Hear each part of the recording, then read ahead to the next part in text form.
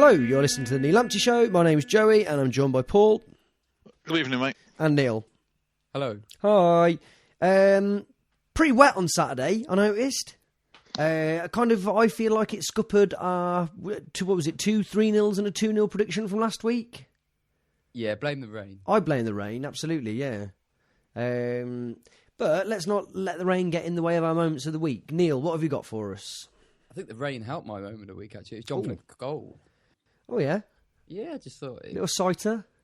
I thought, he was having a few shots that day, and it's a good shot and everything.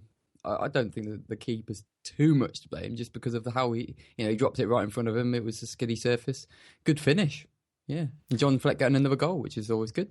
Use some football-only parlance for us to describe it. Perhaps call it a daisy cutter. Oh, you've stolen the one I read I'm it. sorry. I don't know. It was slick surface, Joey. Come on. Yeah, he rifled it in across the slick surface. Paul, feel free to get involved. Keeper should have saved it. Okay. yeah, well. Paul, your moment of the week? I said last week, and I tweeted straight after he scored, that I believe Armstrong's the best number 9 in the division. And his touch for his first goal, when I first saw it, I thought, that's a bit heavy. And I've seen it again on TV, and he basically pushes it far enough away that he can pivot on the ball in space, and that finish is just a bit of class. And I think my main complaint last week was the fact I don't like him on the left wing, because when you don't have him in the penalty area, we have no one else in our team who can do that. And that was just, out of all 4 goals, was probably the one which had the only bit of touch of magic about it. I found it difficult picking a moment of the week this week. I'm going to cop out a little bit and just say just Ben Turner, just everything about Ben Turner. And I don't even think he had a astonishingly good game on Saturday. I just don't think there should ever have been a situation arose where 27-year-old Ben Turner should ever have been playing in League One. It's just beneath him. Yeah. There's no other scenario other than us, I reckon, where this would happen. Is it? It's just, he's a very good player. Ben Turner. There was a point several points during the game. Admittedly, there were points where we were winning on Saturday, where I felt like Turner, Armstrong, and admittedly, this is maybe having not watched all of the game yet, Fleck could have been out there, the 3 of them, and had have won us that game. And then it didn't quite come to pass that happened, did it, Neil? And why, in your opinion, was that? It was a game when everything didn't go for us, which is unlike this season where a lot of things have been going for us. We played a side that seemed to believe in their own attacking ability a bit more than other teams that have come to play us, and that they kind of started to exploit some of the weaknesses on our flanks, I'd say, more than anything else. But how good did you think Doncaster were? I think they were more solid than some of the teams you've seen this season. Anyway, I just felt like they were more of a unit, and 3-5-2 specialised in most senses. And I just think there was a bit of a counteracting going on there between our formation and the players we had playing in those positions and their players. I mean, their wing-backs seemed to have a lot of influence over the game. They had some good attacking players. I don't remember the names of them, but they were, they looked competent on the pitch, which we've played a lot of crap teams this season, and they weren't one of them. No, I thought they were good, and I think the rain made it interesting. I think it was an intriguing match just because there was a long adjustment period for both teams. I think in that first 30 minutes, I'd say, where we were all struggling to get a grip of the pace of pass required, first touches, all that sort of stuff, which usually this season has been coming just naturally to the players. So we've been able to drill it into people like Murphy, just drill it into his feet, and in some form he'll get control of it and be able to move on. That wasn't happening at all at the weekend. It just felt like we tried for a while to do the same thing. The ball was either skipping off the surface and so we couldn't catch it, or it was ricocheting off shins and things like that. And it was just, it was a bit clunky the entire sort of first half really, and I just think that probably levelled it out a bit. I reckon on a normal day, we'd probably feel a lot more confident in ourselves, and they wouldn't be able to deal with some of the things that we have to offer. But I just felt like it wasn't quite working as well as it normally does, and that went against us. I think Murphy was quiet, sort of all round, considering how well he'd been playing. The first half, I just felt he was partially down to his touch, but he wasn't quite as sort of intent on playing the match as he has been recently. So yeah, I sort of noted that from the first half. Agree completely with Paul. I think Armstrong's goal just showcases his skills better than anything we've seen so far. I think it was such predatory instinct there. It was just a poor shot by Ricketts, scuffed. It was also a fairly scuffed shot by Armstrong, but that sort of proved that actually perfect in those conditions is rarely the best thing that you can do. It actually makes more sense to maybe scuff something or hit it a little bit low or something like that, which isn't quite as pure as you'd always want to do. And it worked for him, and it was just it was a great finish. And I think, all told, I think we had control of the game, definitely from possession perspective. I feel we could have won it, certainly. I think we were more than capable of winning it. We passed it about, crazily. The amount of times we kept the ball just going across the back line. And me, I've never had an issue with that. I'd much rather do that because we've shown this season that we can break teams down. I'd much rather have a team away from home running against us, desperately trying to win the ball back from us, and we just keep playing with it. And, eventually a gap is going to present itself. I guess the only difference this week was that Doncaster were able to pounce on some ridiculous mistakes that we made. So obviously we went 1-0 up, and you'd expect us from this point onwards this season, especially, to go on and maybe get a second and take control of the match and feel like we're fully capable of getting the win. Their first goal was a mistake. It was just a pretty standard shot down low. Reece Charles Cook made an error, didn't he? He got down to the ball, didn't grab it, and I think he'll be annoyed with himself because it's not like it was the most difficult one to take. Just gather it into your midriff, and that's kind of what you should be doing with those shots. I find it funny that someone on the radio afterwards took it upon himself to blame Oggy for that mistake. Really? I don't know if you heard. Well, he took a very sort of existential point about Grizzlies being at the club for 25 years and taking that point to mean that our goalkeepers aren't any good. There was a very odd link between the two, but I don't know how you can blame very specific individual mistake. It's just an error on the pitch at a certain point in time on the fact that you don't like the goalkeeping coach. No, and he's right, because there's one thing that is consistent throughout the last, since Oggy's become a goalkeeping coach, is we haven't had any good keepers in that time, have we? Of course. There's been no Westwood, Headman, Kirkland, Murphy. The two that we've got now are, a lot of people will disagree, but the two that we've got now are good. To be fair, it is lunatics hour, that phone-in hour, isn't it, after the game?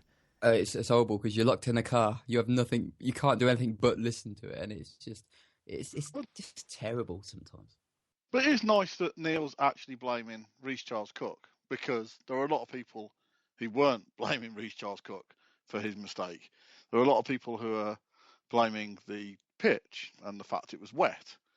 And we had a big discussion this in the car on the way home. And my argument for that is, if it's wet and the ball's slippy, don't try and catch it then.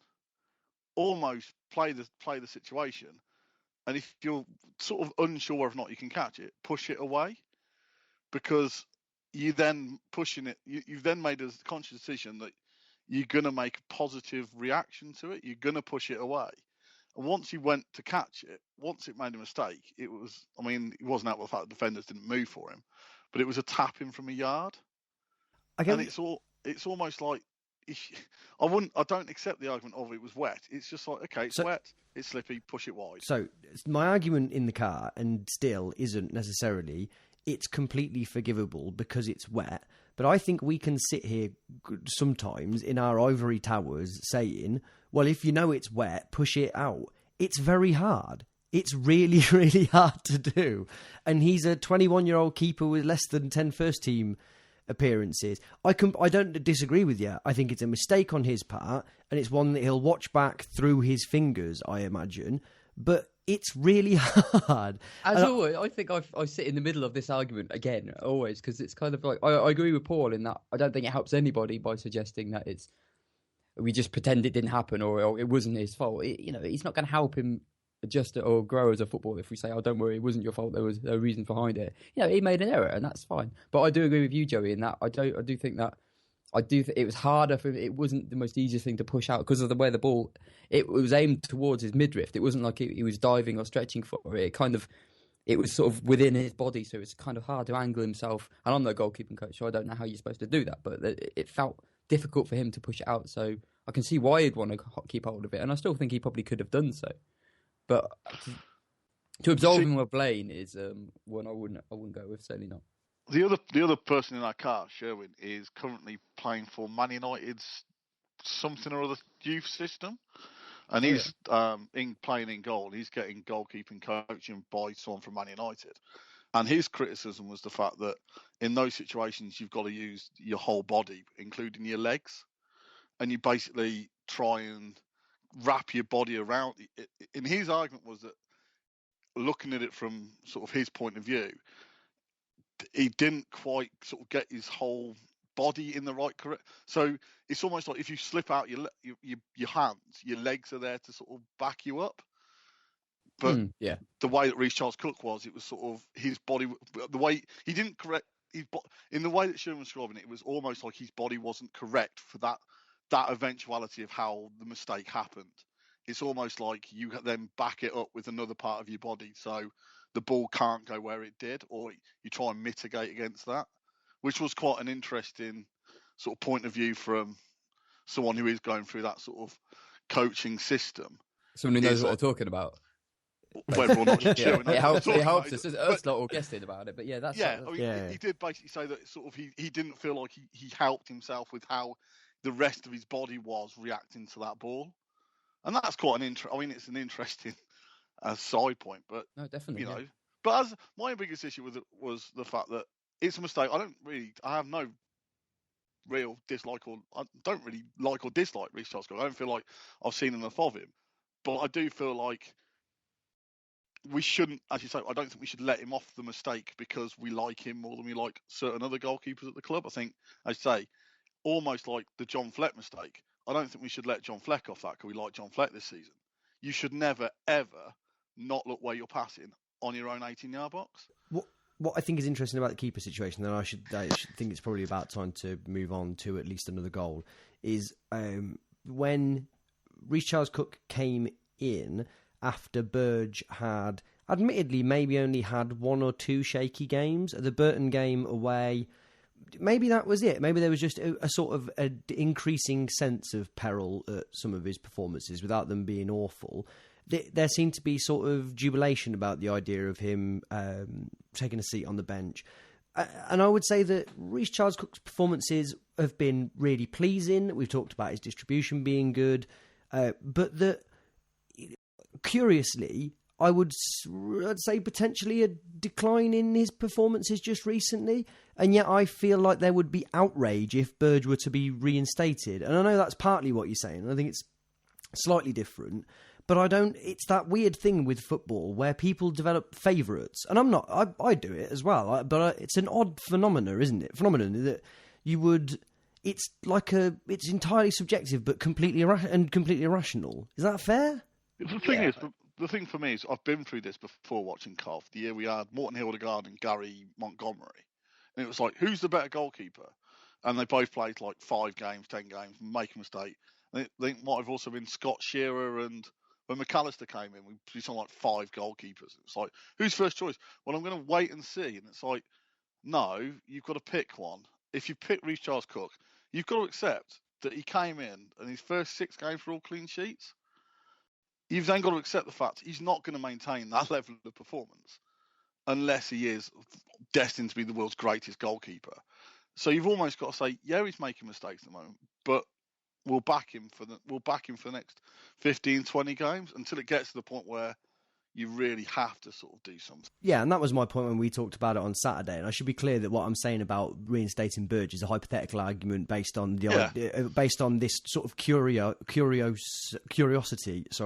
of the irrational of that hypothetical. But yeah, I mean now I'm disappearing so far up my own arse, it's unbelievable. So Neil, save us. And then there was obviously Fleck's error. And, it was a mistake. It's something that, we can't ignore. He's kind of, he played the ball blind, shouldn't have done it. It's not, to be honest, it is something he's done before. He has made errors like that before, and we've got away with it. And I guess this is the one that's going to maybe stick in his mind now, because when you make errors and you're not punished for them, there's a propensity to maybe continue doing them. And, just because it doesn't stick in your mind as something that's actually going to make an impact. But this has affected us. It's cost us a goal. It was daftness from him. I'd say Charles Cook's pass to him wasn't the most sensible pass in the world, especially on that pitch when we were struggling all day long to sort of maintain any sort of control over the ball or proper control of the ball. And it was just, shouldn't have done it, and he'll have to learn from it. And I'm guessing he won't do the same thing again, because this is a lot more, there's going to be a lot more emphasis on him now. What he should be doing is obviously passing the ball back to Reece Charles Cook to get it away. And I guess on that pitch, it's fine. I don't want to stifle him. I think he's a great player, and the way he plays the match is perfect for us at the moment. But there's just like a line of what's sensible, and that was far beyond it, because everybody watching it could see there was a player just stood there. He took a risk, and it was daft. Nothing more to say on that, really. What's frustrating for me is against Gillingham, those two did the same thing twice, and I say got away with it twice. And sort of thinking about the game afterwards, and asked on Twitter if anyone's got any questions. And Ian Heron's asked whether or not we thought there was complacency by either individual players, which led to individual mistakes, or by the whole team, which resulted in us drawing the game.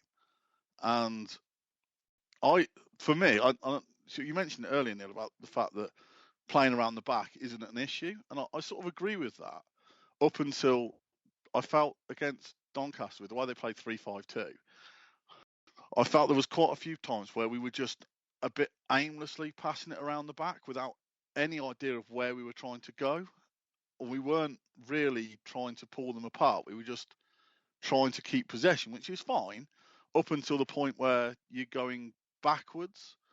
And like Jimbo, who we often discuss with this parish, his argument was like, you pass me the ball back once, I might pass it back. Or goalkeeper, pass it between back once, I might pass it to you again. Pass it to me to a second time, I might think, pass it to me a third time, and that fucker's getting belted down the pitch. Because by that point, you're just too deep. You're sort of playing it back to him because that's your only option. You can't. They've almost checkmated you. You can't go forward through midfield because they've closed down your space.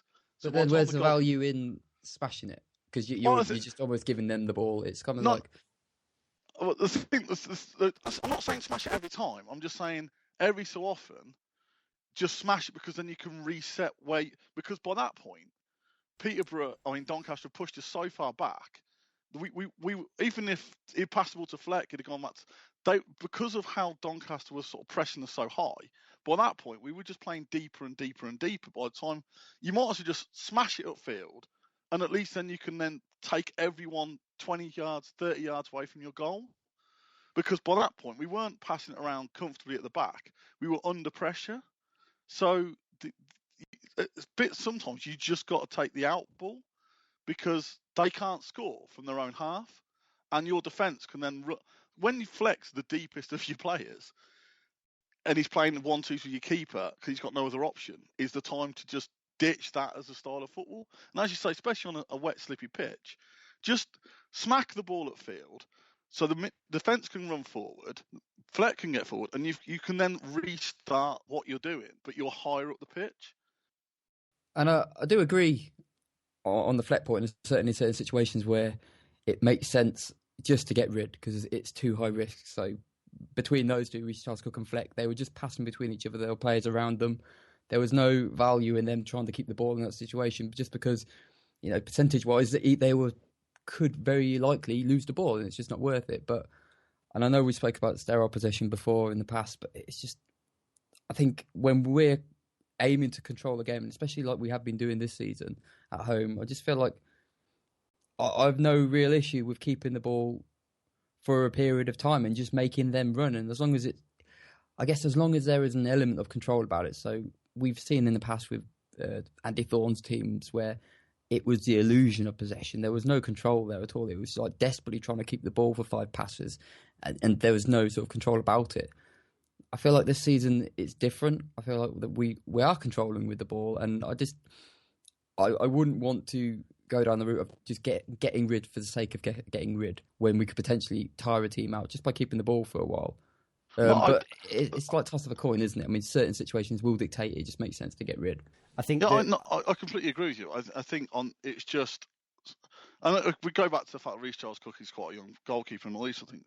Basically, it was just a case of a bit of immaturity from both of them to basically overplay a situation which didn't need to be overplayed. And I'm not criticising the way we're playing at all. I just think sometimes you've got to. Once the ball's gone back to the keeper 3 times and the keeper looks up and his only pass is back to Fleck to start that whole system, it's just clear your lines, because for me, we had to win that game 3 times and we weren't good enough to do it. We managed to do it twice, but for me, we allowed Doncaster, I thought were a good side, but I don't think they actually really troubled our back 4. I thought we made more errors higher up the pitch, which didn't help us.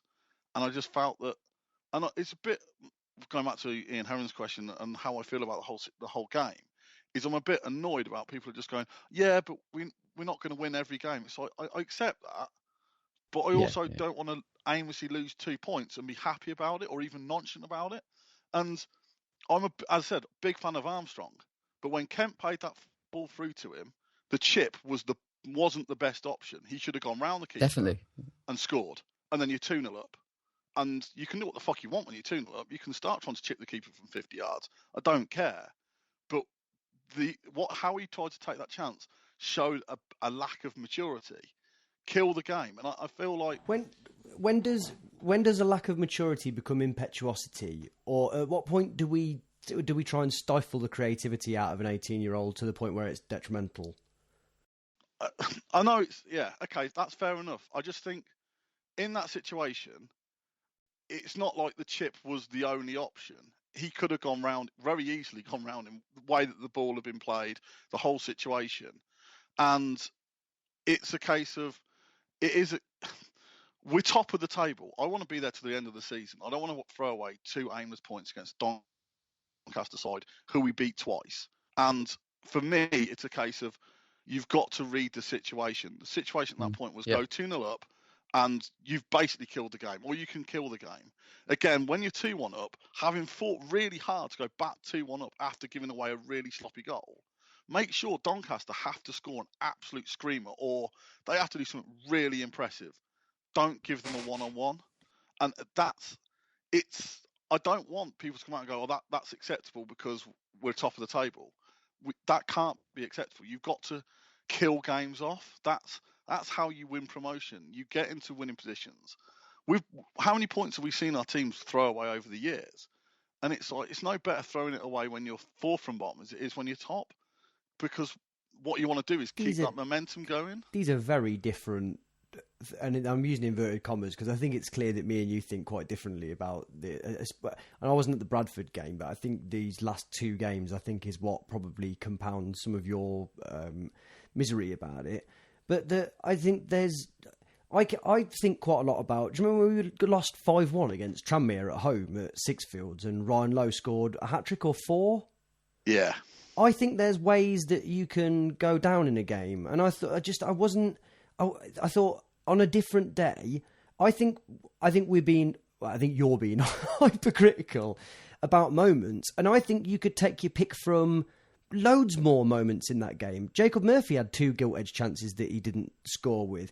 And you could say, well, I think it's the first one, he chooses to let it roll across his body to take it on his left, whereas if he hits it first time with his right, it could go in. Bad touch. yeah, there's flex, miscontrol for their first. You could say I think there's loads of stuff in there, but I think they're all individual moments. And I think that what's bothered me in the past has been when it's such an enormous volume of individual errors that it costs us games week in, week out, where you just feel like something's going wrong on the training pitch or that there's something mentality wrong. Whereas this to me just felt like a wet day against a really good Doncaster side, and I think we were only one goal away from. I think if we hadn't conceded their second, we'd have walked away saying what a good performance it was. And I just think we've got to be careful not to get ahead of ourselves, but not to really heavily scrutinise this as a really terrible performance or terrible points lost. Because it's about context again, isn't it? If we go to Sheffield United, which if you listen to their fans at the moment, and win, which it sounds like from their fans they're expecting, we're back on an even keel.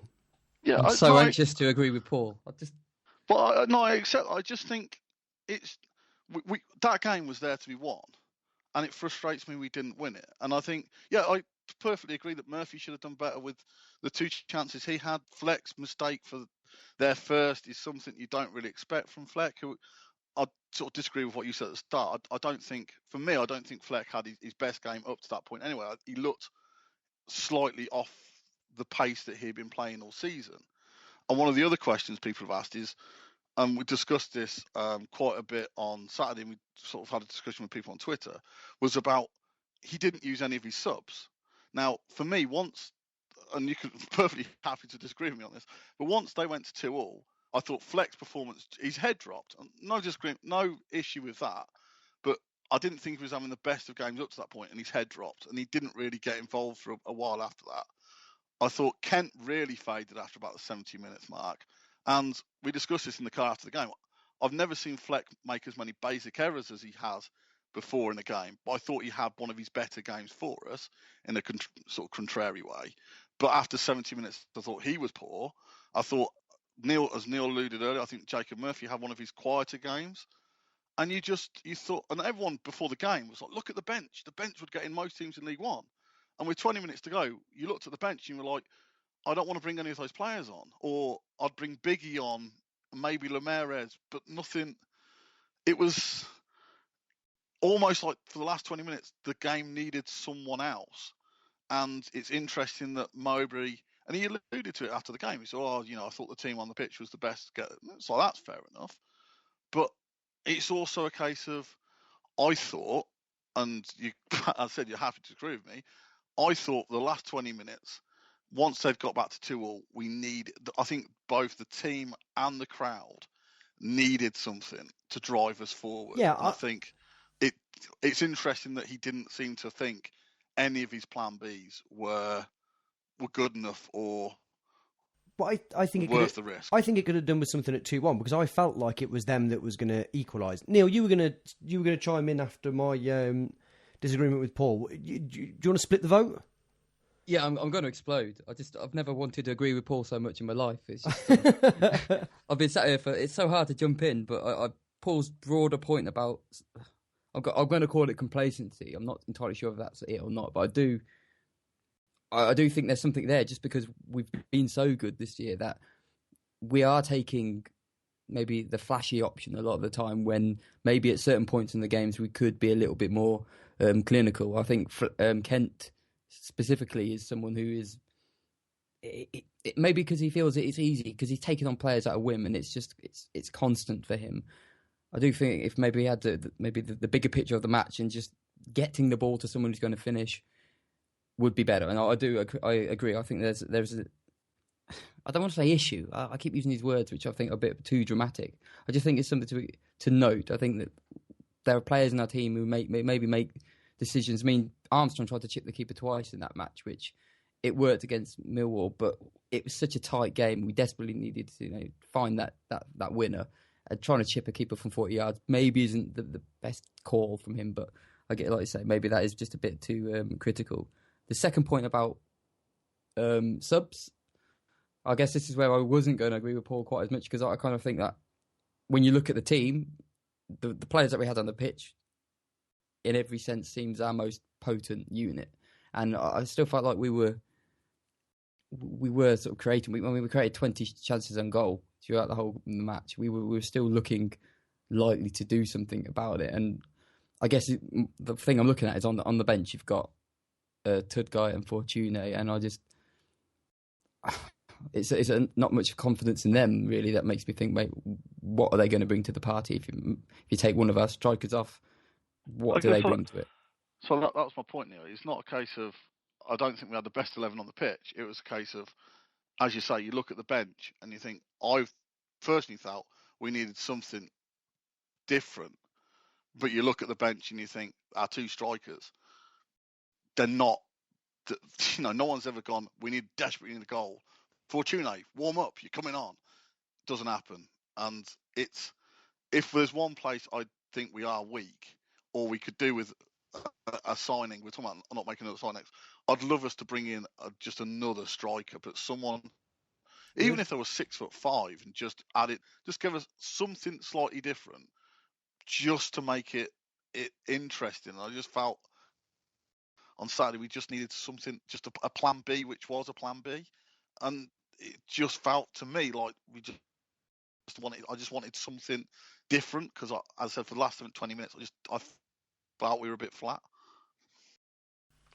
I want to take issue with Neil's use of the word, worry about the use of the word issue. I think that's a broad enough word that can traverse the scale of problems. I think you could have a runny nose and that be an issue, or you could be worrying about nuclear weapons. I think you're more than I think that's more than fair to describe Ryan Kent's performance as an issue. And I wish I'd have remembered this for moments of the week, but there was the most Ryan Kent in a nutshell moment in that game where he picked up the ball, murdered two players, just left them for dead, played a 1-2 with Paul Jim O'Brien.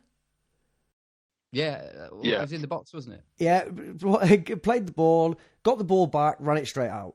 Just Ryan Kent, ladies and gentlemen, you get the ball and you think, wow, you look really exciting. And then by the time it's left him, you just think, oh, really? Is that what's happened? Just wanted to think. And we were talking about this off air. I would keep playing him because there isn't a better option than him, because I think the danger and the dynamism in the team is that pace and directness. Exactly. Yeah, and I think that teams shit themselves, and I think the psychological advantage of having the defence looking across that line and just going, they can all have us. It doesn't matter. Do you know what I mean? They could double up on us. They kept moving around. I think you lose something if you don't put him there. But and again, it's a kid and blah, blah, blah, blah, blah.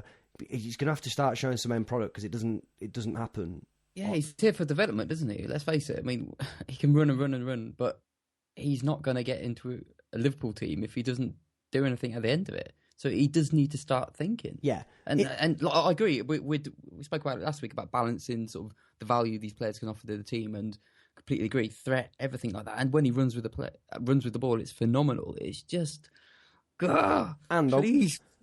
I would like to balance it out by saying that his pass for the Armstrong chance that he didn't score was very, very good. That was admittedly maybe the one pass that game that he made that was absolutely inch perfect, albeit that he got a lot of space to aim at. I'd love to see the vine for that. Bugger his mistake against Barnsley where he got tackled. Love a vine of that pass, please, over and over again. Yeah, but and he might learn that pass is far, far better for a team than doing twinkle toes and then falling over and losing the ball. But I've seen your Vine account, Paul, and it's things like Roman Vincelo dropping into right back to cover Sam Ricketts, who's gone upfield, and it's a 6-second clip of a man running into space that then never gets occupied. That's why I imagine you've got 0 loops. And also, you're immensely proud of it. Like, you'd be going, yeah, still no one's looked at my excellent Vine. Talking of Vincelo, another question from our Twitter fans, people. Gilbers, who's the most important player in our starting 11 at the minute? Neil? I hate definitives. The most important. It's just like there's value to a lot of them. The most important player. Oh God, John Flett. That's a shit answer. Sorry. No, I don't. No, I don't think it is. I immediately disagree with myself. That's why it's a bad answer because I just think, oh, hang on, Adam Armstrong. Oh shit. It's just I don't know. How do you answer that? They've all got. I sort of having. For me, it's either Vince Lowe or Armstrong, and that's because you can almost replace anyone else in the team with a player maybe who's not as good, but would have potentially a good game. My problem, I don't think we have anyone in the squad who brings to the team what Vince Lowe does. And I don't think we have anyone in the squad. I know we've won games without Armstrong, so it's a bit of a moot point. But I do think we're a better team with Armstrong in the team. But even then, you could sort of move people around. But I don't think we have anyone in the squad who brings what Vince Lowe, and we haven't had anyone in the squad for 10 years who bring what Vince Lowe does.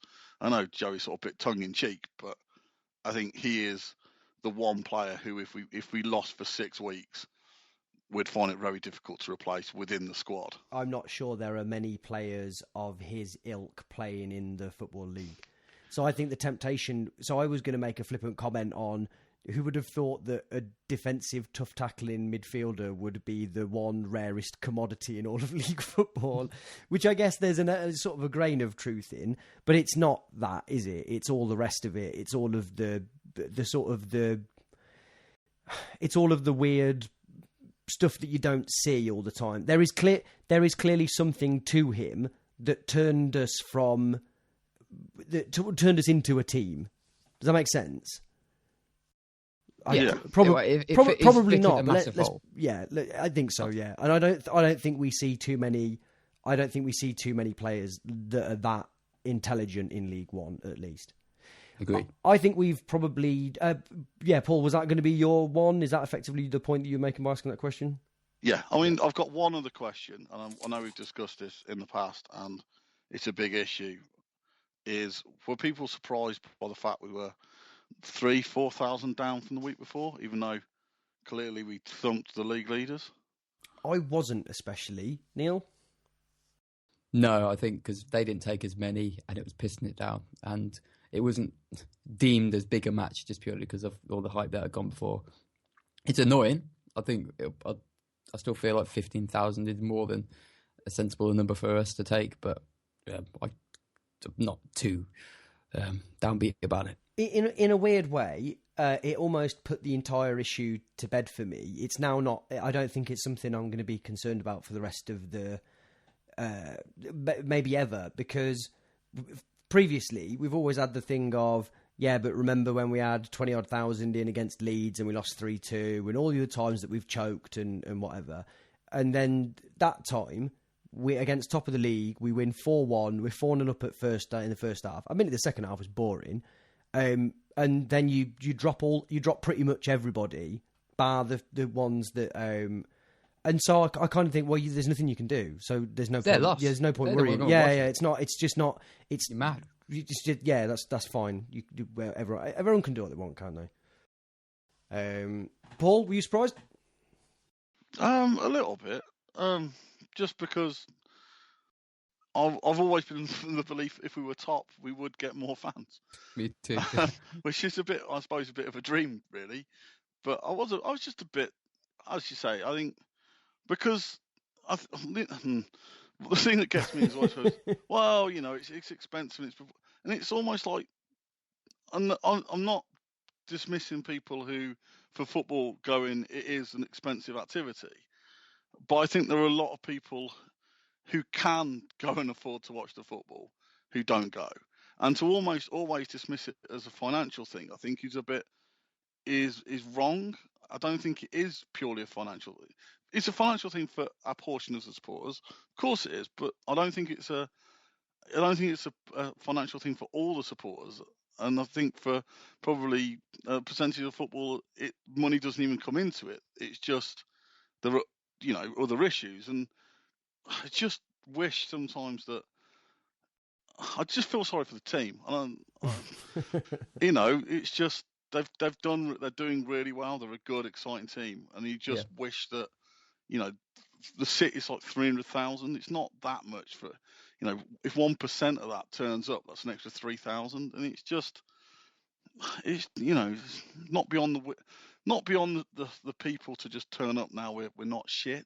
It's like you're the son, yeah, and your mum and dad are split up, and your dad keeps promising to come and watch you play, and you're like, oh, you're all excited every week, and you're trying really hard, and then your dad turns up and he's there, and not only that, but you score a hat trick and you're man of the match, and you're thinking, yes, that's it, Dad's gonna come again. He's not. He doesn't give a shit about you. It's like, I was talking to Matt about the Bradford game. So, he goes, how do you want to get promoted? And I said, I want to win the title. Just fuck it, get it over and done with. By the end of March, easy as that. Know that we're playing Villa. Yeah, but by the end of March, knowing next season we're playing Villa at some point on the beach on Boxing Day. Yeah, and I want to go through the playoffs because just think going to Wembley, we're gonna have loads of tickets. If we went to Wembley, it'd be a lot of Cotton fans would find it hard to get a ticket. So it's just like, just come to the Rico, just enjoy the Rico at the moment. Yeah. It's for the first time since we've been there. It's not painful to watch. It's just just come on. I'd need 20 pairs of underwear to watch us in the playoff final. I don't think I could cope with it. I think I would leave bald. It would even if we won 10-0, it wouldn't matter. I wouldn't be able to cope with it. It'd just be beyond me to not be. I mean, bear in mind my absolute convincedness of our propensity for self-destruction. A playoff final isn't that what this season's building up to? Is to pull a proper Leyton Orient, lead for ages, finish third, piss it away, get relegated next season. Do you know what the Leyton? We're too good. We're too good. I really hope so. We are, aren't we? Do you know what the Leyton Orient fans were saying after they drew 2-1 against Doncaster last season after leading 2-1? Their defenders made a complete fuck up for the equaliser. It's all right. They said it was wet every week. That's what they were saying. They should have been more annoyed, and then they'd be in the Championship instead of League Two. The sheer weight of their opprobrium would have propelled them to the Championship. I think on that note, we'll take a little break and go into Only Correct.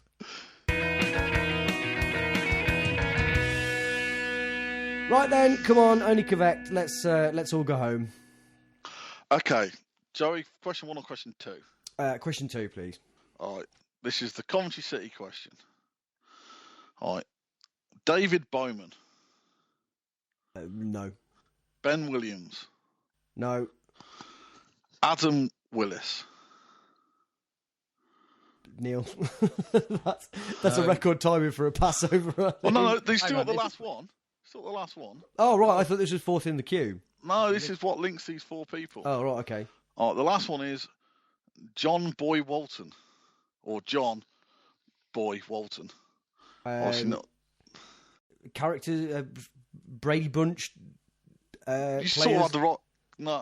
No. Think of Neil. John Boy Walton's a darts player. No.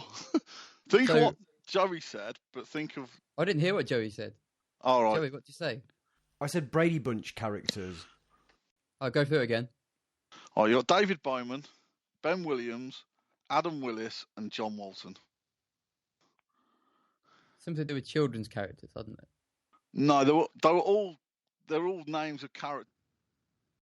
All ex-Cov players who've also got names which are characters in TV programs.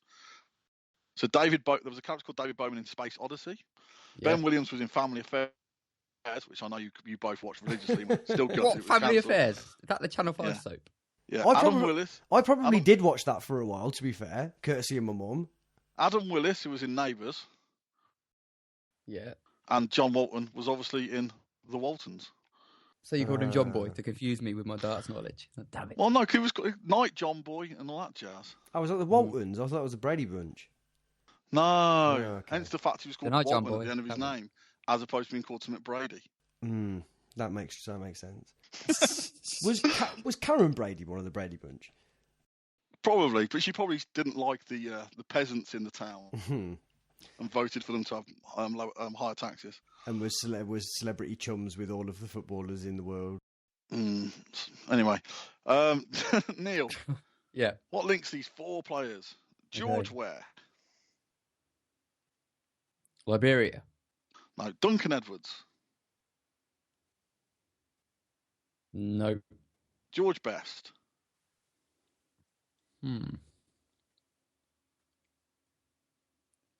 Never played in a major tournament. Oh, wow. Which major tournament? World Cup. Yay! Good work. There we go. That's solid. The last one was quarterfinal? Alfredo Di Stefano. Oh, right, okay. So, according to our particular website I looked at, these were the 4 best players never to have played in a World Cup.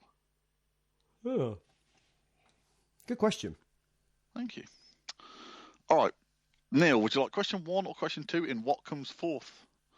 I'll have 1, please, Bob. All right. Crawley Town. So it's 4 sequence. Okay. Yeah. Now I need number 2, please.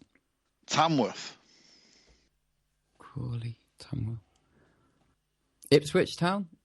No. Third in the clue is Valletta. Okay.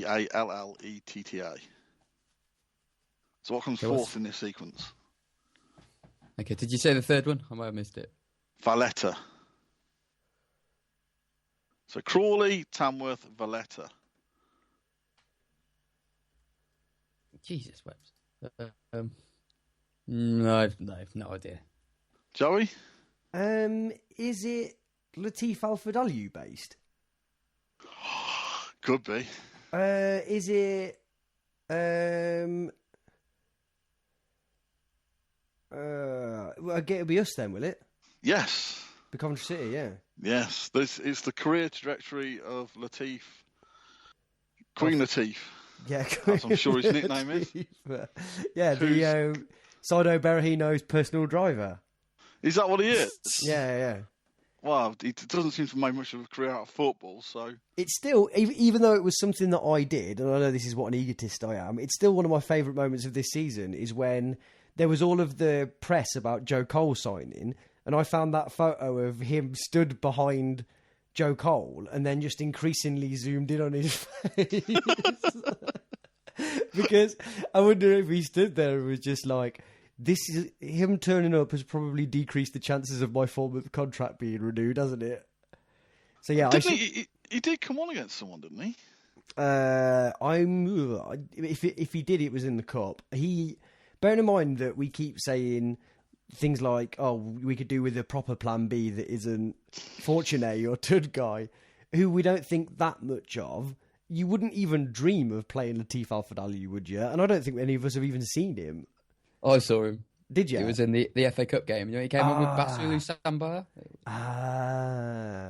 He's I'm hearing a lot of robot noise, but that's probably just me. Oh, I think I think it's you. He's a bit. I think he's become a bit of a Roy O'Donovan. Yeah. What, he's going to cause shitloads in Australia? Well, or his girlfriend's going to slag off a load of people on Twitter? I think it's inconceivable that he would play. I just think it's now like, you'd be like, why? What? No, they just put Jim O'Brien up front instead, weren't they? Yeah. Anything but.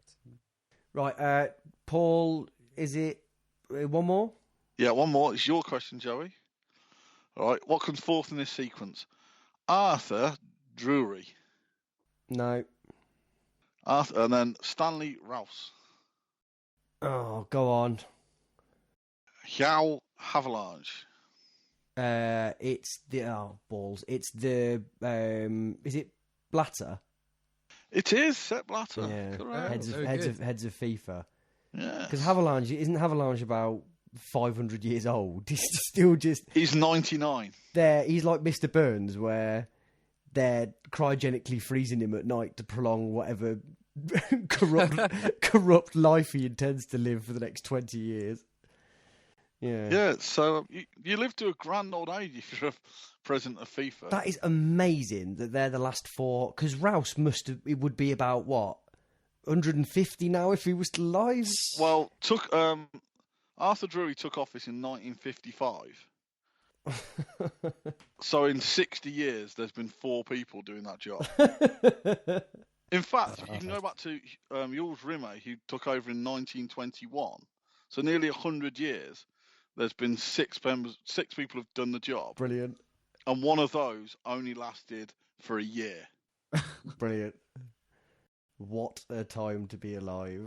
So yeah, it's not really the job that, if you want a job, it's the one to have. You can keep it and make millions. Yeah, that is job security, isn't it? Against all of the odds. That is definitely job security. It doesn't matter how corrupt you are. Yeah. We're going to get sued by FIFA and then be back once we've resolved the court case. Oh, that'd be awesome. Taken down by FIFA.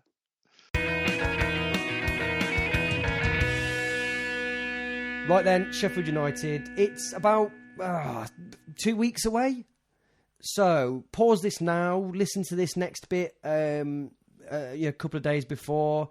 I mean, it's not going to be very good anyway. So just read Side Sammy's blog beforehand. I mean, honestly, or Matt Roper's. Yeah, or someone who knows what they're talking about, or someone who's writing more relevantly. Albeit that they're not playing next week either, because they got knocked out of the cup by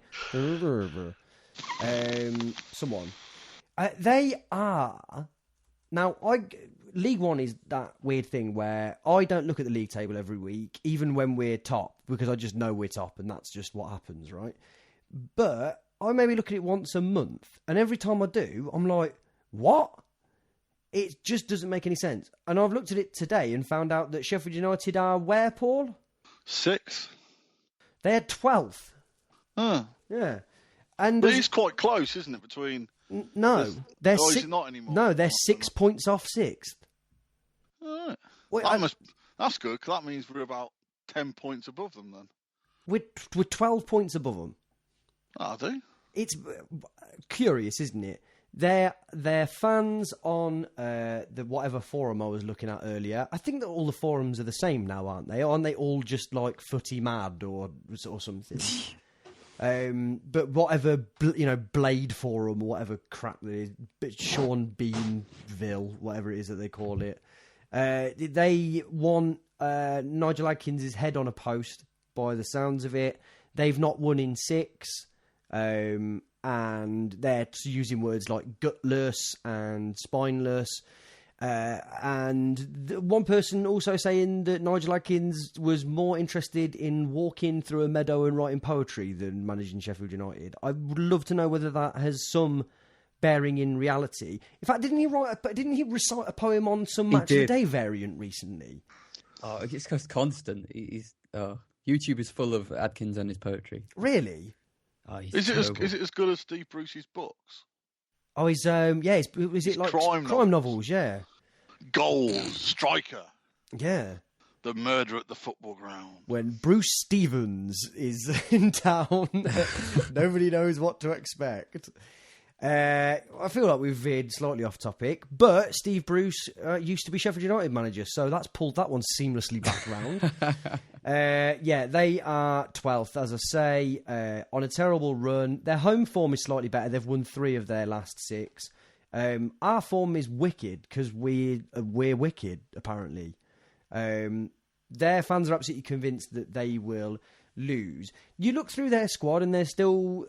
And this, I guess, it might be their problem. They've still got a squad of players that maybe 2 or 3 seasons ago you were saying, yeah, they're a good player, or something might come of them.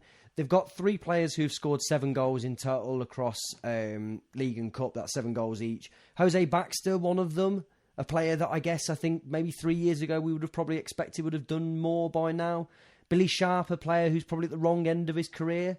And then Shea Adams, who immediately brings to mind Shea Bunce, which I don't think... Is he the laddie Cov released as a youngster or something? I don't know. Because he scored in the Cup last season. That's where he shot to fame, didn't he? He may have done. I think he's...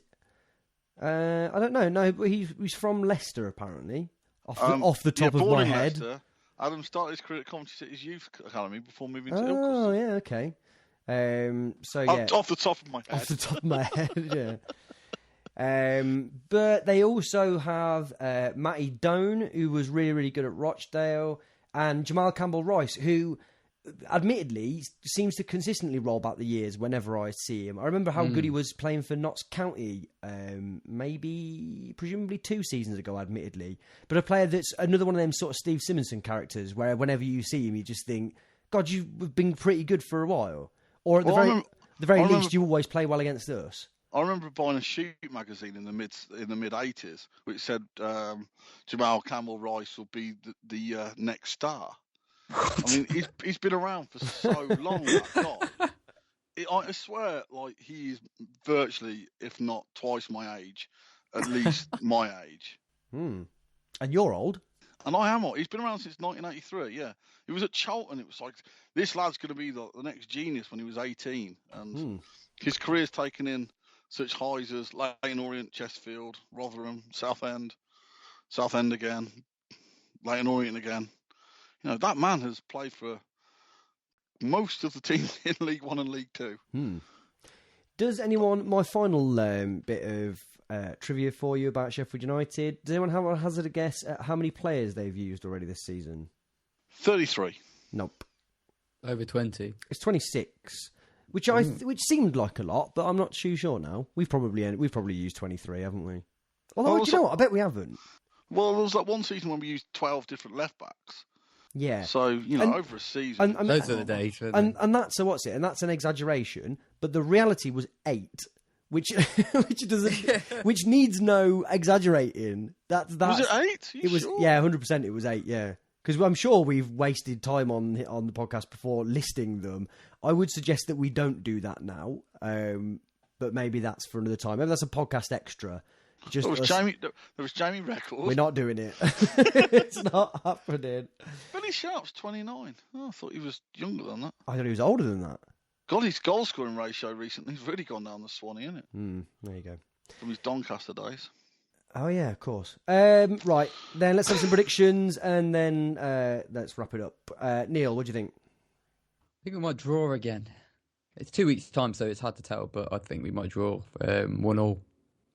Paolo? I don't know. If he goes with Fortuna, I'd say probably 0-0. If he goes with his best attacking 4, I'd say we'd probably win quite comfortably, 2-0. I think this could be a bit of a pants pulling down for them. Damn it! Why is that? Is it bad when I say win? I just don't like it. It makes me feel bad. If I've gone more positive than you, or just, there's something really wrong. Madison anyway close to being back. Yes. Kieran Crowley said he would not be surprised if he was featuring in some capacity at Bramall Lane. Oh, okay. In Sky Blue Sam's costume, or? Well, maybe just in the stands. But you throw Madison into that attacking quartet, or it doesn't matter who you sort of take out. Then you've then either got a really good player on the bench, but then I still think we all agree that Madison's probably our best player. So the fact we're top, having sort of played with a slight limp all season, I think when we're back to full strength, danger. So I'm going to go for 4-2 to us, because I don't trust us to not concede goals. Even with Ben Turner in the team, we've conceded 9 in the last 6, which is, for a team that have been unbeaten in 2 months, does seem like a lot, doesn't it? It does. How many have we scored though? We've been saying that. 16, I think, which is quite a lot, isn't it? That's not bad. That's like a season's worth of goals for us. Oh dear. Crazy. Right, let's wrap it up then. If you want to get in touch with us, it's at Neil Lamptey Show. If you want to email it, that's Twitter. If you need to email us, it's neellampteyshow@gmail.com. We're going to leave you there. We're going to be off next week because there isn't a game, but we'll be back with you to talk about the Sheffield United game. And so all I'll do now is say thank you to Paul. Cheers, buddy. And to Neil. Thank you. And to you, listener. Bye.